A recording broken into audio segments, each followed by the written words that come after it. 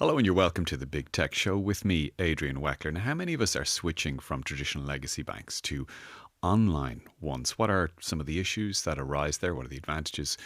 What are the disadvantages? I'm joined today by Bianca Zwart, Chief Strategy Officer at bunq. Thank you very much for coming into studio. And in Ireland, we have quite an involved relationship with online banks here. Revolut's the big one here, but also we have N26, we have bunq, we've recently Monzo. There was a waiting list for 100,000 people for that. We're led to believe we have a lot of smaller niche players like Wise or Raisin.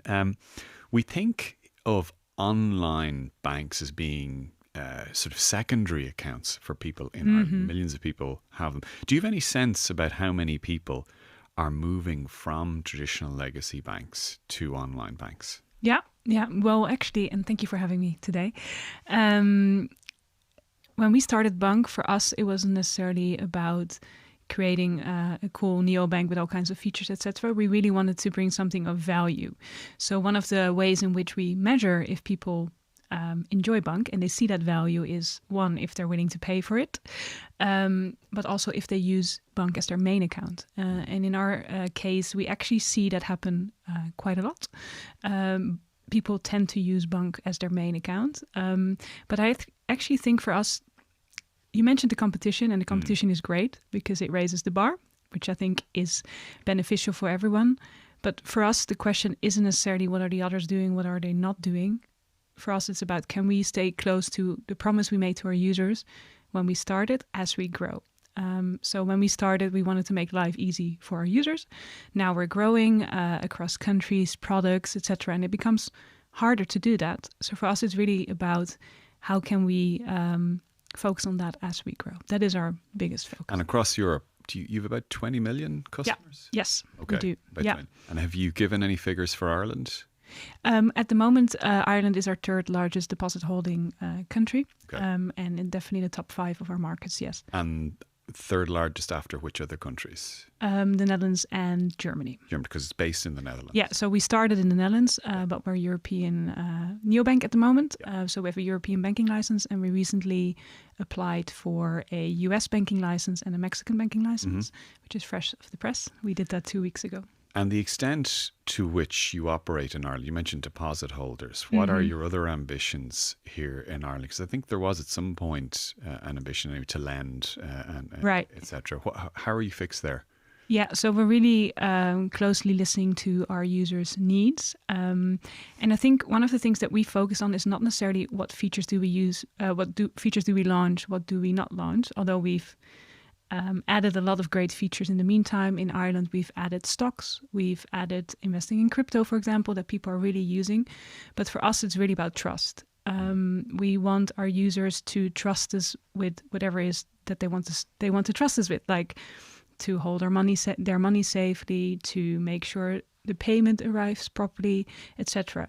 At the end of the day, it's not about the feature or the technology. It's really about, do I trust this bank to take my side in every decision it makes. You mentioned crypto there. I did, There was a survey, I think it was last week, that suggests that Ireland is one of the highest retail crypto ownership markets in Europe. How has that gone for you here in Ireland? Yeah, we see a large adoption. I don't have the numbers from the top of my head, but we do see a lot of Irish users using crypto. And what stands out there is that it's mainly the younger generation. I don't think that's much of a surprise. They really see it as part of their wealth generation. It's not just investing in stocks anymore. It's also crypto. And I think what they are really looking for is having all of that in one app. And so they're buying the stuff you'd expect them to buy, the Bitcoins, Ethereum, stuff like that. We offer many cryptocurrencies, but we do tend to see that they go for the more mainstream ones. And they're buying that as an alternative to stocks, are they? No, they tend to combine a bit of both, to diversify. So we see them investing in stocks as well as in crypto. Yeah, that's both. Interesting. I've seen figures from other neobanks in terms of that end of things. Have you ever done any metrics about, how involved people get in investing in things like crypto on a bank like bunq? We haven't necessarily done a survey on that, but when we built both stocks as well as bunq crypto, for us, it was a bit of a different journey, I think, than other players. I can't speak on their behalf, but what I can see from the outside, I saw a lot of parties that were launching investment products or cryptocurrency products.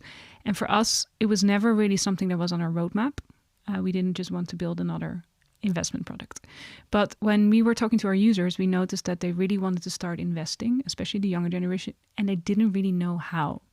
So the way we've built it in the app, I don't know if you've ever seen it or used it, it's very much tailored towards being a first-time investor. So people who want to start trying out with investing. So as an example, in the stocks app, it's on the same app, in the stocks tab, it's usually when you use an app, it's very much focused on people that trade, right? In our case, it isn't. There are not that many graphs and things that confuse you. Or we have selected ETFs that perform best and are low cost. We do some thinking on your behalf, so it's digestible and you can really start trying out. Okay, but are people likely to invest several €1,000 in this, a couple, or is it just small amounts, much smaller amounts? Well, in the stock side, it's people are trying to build for the future. I see in crypto, since it's focused more on people building for the long term, they are doing it on the side. It's not necessarily the main focus now at the moment. One of the advantages to using a bank like bunq or some of the other neobanks that I've mentioned before is the range of features that you can offer. You can do things like scan invoices to pay them. There's a lot of modern stuff that you would expect in an app that the legacy banks just struggle to do for a number of reasons. That's the plus side. Sometimes there is a criticism of neobanks that the flip side to that is that they're moving very, very fast, and maybe faster sometimes than things like safety protocols and things can keep up with. Now, lots of banks have had their issues. You've had your own issues as well in the Netherlands. I think you got a fine of sorts for that. How do you think about that? How do you think about trying to keep customer accounts safe, keeping ahead of things like anti-money laundering issues like that? These are criticisms we sometimes hear about neobanks, maybe because it's so easy to become a customer there and to move money about. Right. So I think fraud in this case is evolving rapidly, right? It's not a bank problem. It's not a neobank problem. It's a problem in society. And you see it everywhere. And that is because our lives are increasingly online. So where do fraudsters go? Online. We, of course, take the safety of our users very seriously. We've been working with AI, for example, for lots of years, really focused on that to be able to see patterns at scale. Of course, we still work with human judgment as well, right? AI is great at seeing, digesting lots of data and noticing the patterns, but you still need a human eye to make the right call. And it's twofold, right? On one hand, we're doing everything we can to stay ahead of fraudsters that evolve constantly and they're getting very, very sophisticated. On the other hand, what's important for us is to give you the tools to keep yourself safe as well. Not just education, but also the fact that you can change anything you want in the app directly. So if you notice something's fishy, you can block your account. You don't have to call anyone. You have the agency to do that, which in a lot of cases at traditional banks, for example, isn't the case. So it's really about giving you the tools to keep yourself safe while we do the same at the same time. Yeah. For older generations in particular, when I talk to them about neobanks, one of the things they say is that with their legacy bank, they feel that they can call somebody up and talk to them about it. And they also feel that there is more of a resolution potential for them in a case such as fraud. One of the criticisms of neobanks is that the positive side of it being automated and you being able to pick things from a menu might mean that there isn't as much of that human connection. You might feel that you're just given a flat yes or no if a problem arises. Is that an issue? Is that something you hear? That's not necessarily. I mean, I hear the concern, yes, but we tackle that in different ways. So the use of AI doesn't mean that something can't be human, right? So in our case, people can still call us. And actually, we have a very specific way in which we apply AI that makes it more human than human contact. So if you were to call our customer service, which you can, directly from the app, so it's encrypted, we both know that we're talking to the right person. There's no risk of impersonation there. It is about your money, right? You're calling about your money, you're in distress. So we've built an AI speech-to-speech translation tool. So you can talk in any language that you want, your native language, whatever it is that feels more comfortable. And AI translates it directly to the human operator on the other side, who speaks whatever language they speak. And you can safely talk to each other. So it actually reminds me, while I'm saying this, and perhaps you're going to look at me and laugh, because last time we spoke, I also mentioned I spoke to a taxi driver. Mm-hmm. And I actually did again yesterday when I arrived. And it was not necessarily about fraud, but I do think it was about a similar topic, which is trust. So I was in the taxi and we're nearing the destination. And I noticed he has a sticker on the window that says, "Cash is king." And I'm like, it's getting a bit awkward. I'm like, "Sorry, sir, I only have a card." Mm-hmm. He's like, "Well, don't worry, it's an opinion. Of course, I'll take your card payment." And then I ask him out of interest, why the sticker? And he tells me a story. Well, first he tells me to annoy the money-grabbing bankers. He then looks at me and says, "Please don't tell me you're a banker," which was funny because I was like, well, it's actually the whole reason we started bunq. So funny you ask. But he said, it is not about the technology. I have nothing against the technology. I've always had a card terminal in my taxi. But it was about the fact that he was forced to use it because I believe there was a law passed a couple of years ago. Which mandated that taxis had to include the option of taking a card. Yeah. So. But he said for me it was not about the technology. It was about control and wanting to know that whatever institution or company takes the decision, does it with my best interest in mind. And I don't always feel that way. Yeah, interesting. I mean, there's another side to the cash economy. There's some pubs in Ireland where if you go down, they might tell you, "Oh, we don't take cards here. It's cash only." Oh, it's because of a poor Wi-Fi signal or cellular signal. Right. I'm not quite sure if that's exactly the reason. No, me neither. No, I'm sure there's other reasons as well. Yeah. But AI, you mentioned AI there. It's interesting because we're kind of at a pivotal moment about businesses integrating AI and into their services. You're obviously speaking very positively about this. I've seen a lot of stuff recently about a lot of big companies that have had some issues with AI that doesn't get everything right, particularly if you're dealing with customers, particularly if they're complex cases. How have you found that? Yeah, it's really about, I think, AI at the end of the day is technology. I know. Massive insight. So it's a means to an end. So it's about what you're trying to do with it. For us, it is not about, because I know it's a lot of companies are just smacking AI at everything they're doing.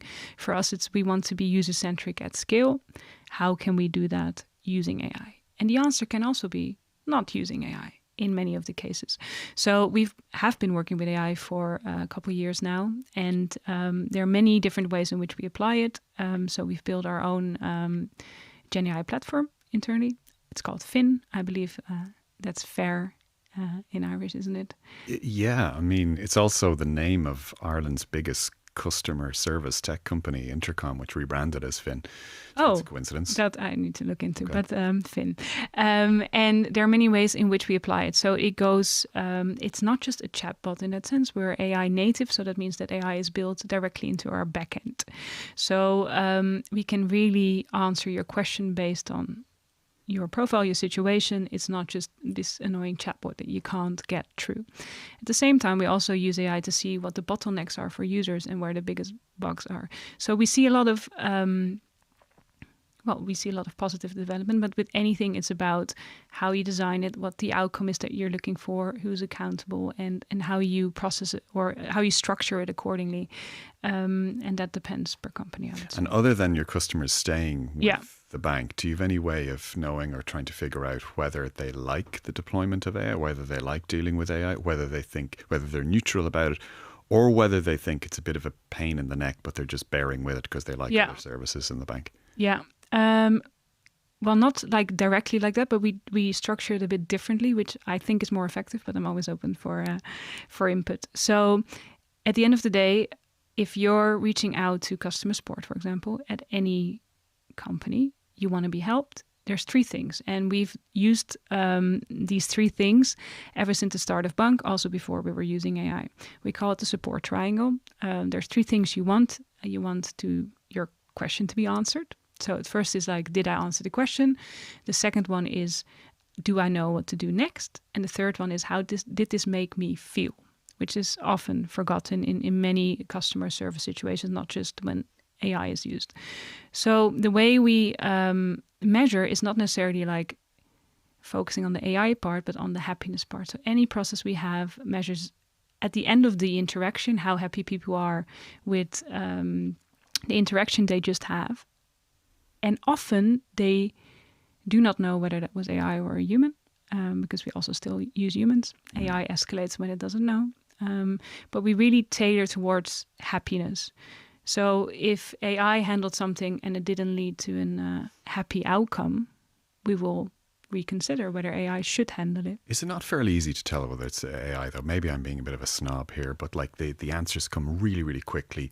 The language, in our case, English, in which they're written, the grammar, the syntax, the verbs, everything is written in such a way, no flaws, no gaps, not a beat missed, but also in that particular vanilla kind of Americanized AI type language. Do people really not know that it's a human?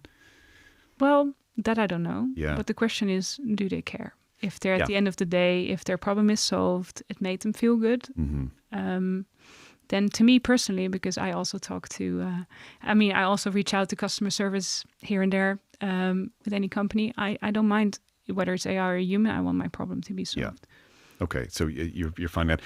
Just obviously, bunq is regulated, established in the Netherlands. Yes. For someone in Ireland who wants a bank and to be supported by a bank, are there any potential issues there? Like if they have an issue, if the fact that it's literally a bank that's set up somewhere else, licensed in another country, maybe support staff in another country.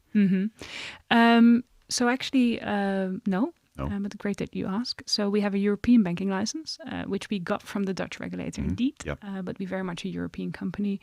And we also tailor our product to people that live an international lifestyle, not just the Dutch.